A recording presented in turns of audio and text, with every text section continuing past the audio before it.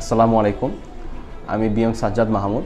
আমার education background, আমি 2020-এ HSC complete করি এবং পরবর্তীতে আমি ইউনিভার্সিটি অফ এশিয়া প্যাসিফিকে আমার সিভিল ইঞ্জিনিয়ারিং নিয়ে ব্যাচেলর করার জন্য ভর্তি হই। এখন আমি যাচ্ছি নর্দার্ন ইউনিভার্সিটি, লন্ডন। আমার ড্রিম ছিল দেশের বাইরে পড়তে যাওয়া। কানাডাতে আমি আমার স্বপ্ন পূরণের জন্য প্রথমে অ্যাপ্লাই করি দেশের বাইরে যাওয়ার জন্য। আনফর্চুনেটলি আমি ভিসাটা রিজেক্টেড হয়ে যায়। ভিসা রিজেকশন হওয়ার পেছনে অনেকগুলো কারণ থাকে। একটা ফাইলের প্রপার অ্যাসেসমেন্ট ছাড়া কখনো ভিসা পাওয়া সম্ভব না, স্টুডেন্ট ভিসা, অন্যান্য যে কোনো ভিসাই হোক না কেন। পরবর্তীতে আমি এই কারণগুলো খুঁজে বের করতে করতে আমি যখন লেখালেখি করি, তখন আমাকে এডুকেশন হাব সম্পর্কে সাজেস্ট করা হয় যে এখানে একটা প্রপার গাইডলাইন পাওয়া সম্ভব। আমি সরেজমিনে এখানে এসে প্রপার গাইডলাইন পাই।